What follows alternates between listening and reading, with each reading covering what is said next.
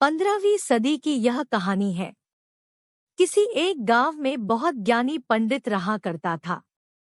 पंडित आजू बाजू के सारे ही गांवों में बहुत प्रख्यात था और इसी वजह से धनवान भी। पंडित का परिवार ज्यादा बड़ा नहीं था। पंडित अपनी पत्नी के साथ अपने बहुत बड़े घर में अकेला रहता था, क्योंकि पंडित को कोई बेटा था नहीं और एक बेटी थी जिसका विवाह पास के गांव वाले एक श्रीमंत लड़के से हो चुका था। पंडित ने शादी से पहले अपने होने वाले दामाद की अच्छे से जांच पड़ताल की थी और अपनी बेटी का भविष्य भी ठीक से पढ़ा था, तब जाकर उसने बेटी की शादी की थी। लेकिन चंद सालों में ही पंडित का दामाद बुरी आदतों के चंगुल में फंस गया। जुआ और शराब की बुरी लत ने उन्हें सड़क पर लाकर रख दिया था। अपने बेटी की ऐसी दुर्दशा देखकर पंडित की पत्नी काफी दुखी होती थी और अक्सर पंडित को कहा करती थी, तुम जाकर उनकी मदद कराओ। पंडित हमेशा अपनी बीवी को यह कहकर उनकी मदद करने के लिए मना कर देता था कि अभी कुछ समय तक उनका बुरा वक्त चलना है। हम चाहे कितनी ही कोशिश कर ले, जो उनके नसीब में नहीं है वह उन्हें नहीं मिल पाएगा। पंडित की ऐसी बातों से उसकी पत्नी काफी दुखी हो जाया करती थी और मन ही मन सोचती थी कि कैसा स्वार्थी पिता है, अपनी बेटी को इतने कष्टों में देखकर भी उसकी मदद करने के लिए मना करता है। आखिर भगवान ने जो इतना सारा धन धान्य दिया है उसका क्या करेंगे? हमें कोई और औलाद भी तो है नहीं, ले देकर एक यही बेटी है और उसके लिए भी कुछ नहीं करेंगे तो किसके लिए करेंगे? पंडित ऐसा नहीं सोचता था। ऐसा नहीं है कि पंडित अपनी पुत्री से प्रेम नहीं करता था, लेकिन उसने अपनी पुत्री की कुंडली इतने अच्छे से पढ़ी थी और वह यह पहले से ही जानता था कि वह चाहे किसी भी लड़के से शादी करती, लेकिन उसके जीवन में यह समय आने वाला ही था और बिना इसे भुगते उसको छुटकारा नहीं मिलने वाला था। एक दिन खाने पीने के लिए भी मोहताज हो चुके पंडित के बेटी और दामाद उसके घर पर आए। पंडित ने और उसकी बीवी ने दोनों का खूब आदर सत्कार किया और खूब अच्छा खाना खिलाया। बेटी और दामाद की पंडित से सहायता मांगने की हिम्मत न हुई, इसलिए वह बिना बोले ही वापस अपने घर को लौटने लगे।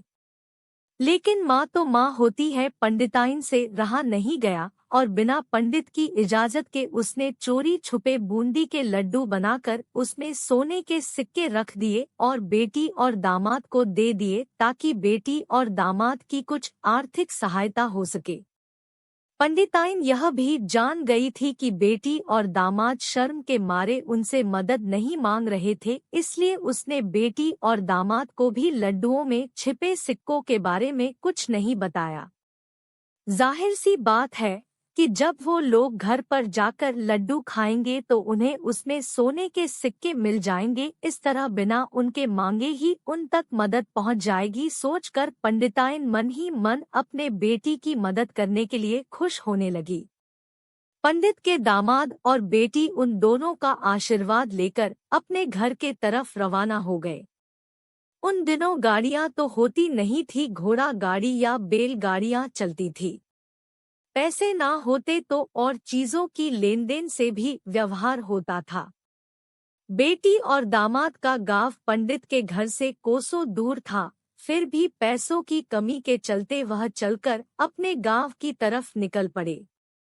थोड़े दूर ही चले थे कि पंडित की बेटी के पैर में मोच आ गई और अब उसको चलना भी मुश्किल हो गया। पंडित के दामाद ने जब देखा कि उसकी बीवी अब बिल्कुल चलने में सक्षम नहीं है, तो उसने एक टांगा अपने घर तक किराए पर ले लिया। दोनों पति पत्नी टांगे में बैठकर घर तक पहुंच गए, लेकिन टांगे वाले को देने के लिए उनके पास पैसे थे नहीं, इसलिए पंडिताई ने जो बूंदी के लड्डू उन्हें दिए थे वही किराए के तौर पर उस टांगे वाले को दे दिए। टांगे वाला बूंदी के लड्डू को लेकर वहां से चला गया। टांगे वाला अपने घर की तरफ जा रहा था, तब उसे एक हलवाई की दुकान दिखी। उसने सोचा कि थोड़े से बूंदी के लड्डुओं से मेरे घर के लोगों का पेट थोड़ी भरने वाला है। इससे अच्छा मैं इन बूंदी के लड्डुओं को बेचकर उनसे कुछ चावल खरीद लेता हूँ। टांगे वाले ने बूंदी के लड्डू हलवाई को बेच दिए। जिस गांव में वह हलवाई रहता था उसी गांव में एक आदमी ने अपने घर पर पूजा रखी थी और उसी पंडित को उस पूजा के लिए बुलवाया था। पूजा में लगने वाले प्रसाद के लिए उस आदमी ने उसी हलवाई से बूंदी के लड्डू लिए जहां पर उस टांगे वाले ने बेचे थे। हलवाई ने भी उस आदमी को टांगे वाले से खरीदे हुए लड्डू ही पहले दिए ताकि वह खराब ना हो जाए, क्योंकि वह नहीं जानता था यह लड्डू कब बने हैं।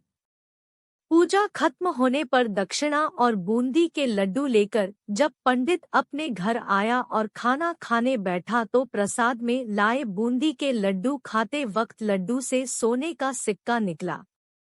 इस घटना को देखकर पंडिताइन की आंखों से आंसू बहने लगे। पंडित ने जब पंडिताइन से उसके रोने का कारण पूछा तो पंडिताइन ने पंडित को सब कुछ बताया और पंडित से उनकी बातों पर भरोसा न करने के लिए माफी मांगी। पंडित ने पंडिताइन के आंसू पोंछे और कहा कि तुम्हारी तरह मैं भी हमारी बेटी को बहुत प्रेम करता हूँ, लेकिन अगर हम उसकी अब मदद करते हैं तो दामाद हमसे हमेशा ऐसे ही मदद की अपेक्षा रखेगा और अपनी बुरी आदतों को कभी नहीं छोड़ेगा। पंडिताइन भी अब पंडित की बातों से सहमत हो गई। 2-3 महीने बीत गए। पंडित के दामाद और बेटी फिर से एक बार उसके घर आए और इस बार उनकी परिस्थिति पहले से बेहतर थी, क्योंकि पिछली बार खाली हाथ जाने के बाद दामाद ने नया काम शुरू किया था और अपनी सारी बुरी आदतें भी छोड़ दी थी। दोस्तों, नसीब का लिखा नहीं बदलता। यह कहानी आपको कैसी लगी? क्या आप भी नसीब पर भरोसा रखते हैं या फिर आप उन लोगों में से हैं जो अपना नसीब खुद अपने हाथों से लिखना चाहते हैं? दोस्तों, अगर आपको भी ऐसी मजेदार कहानियां पसंद है तो आप यहां क्लिक कर हमारे